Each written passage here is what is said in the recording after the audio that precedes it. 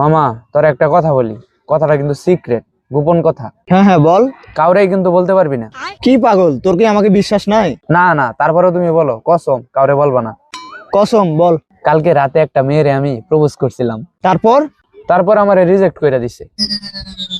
এই কথা? ভুলেও কাউরে বলবি না কিন্তু।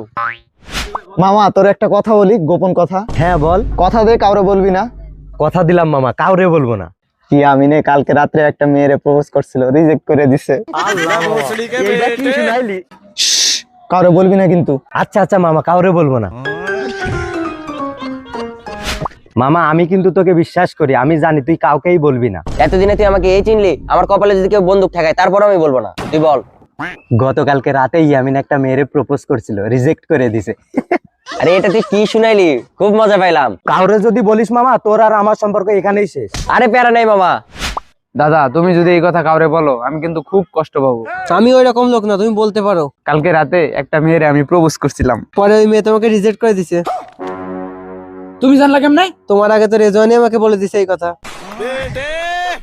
চলো।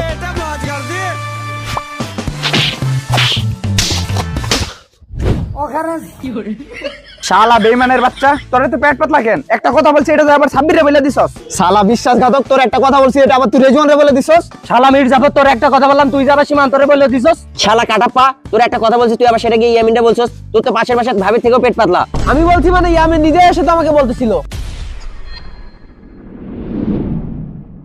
আমার গোপন কথা আমি যার ইচ্ছা তারে বলবো, তোরা কেন বলবি?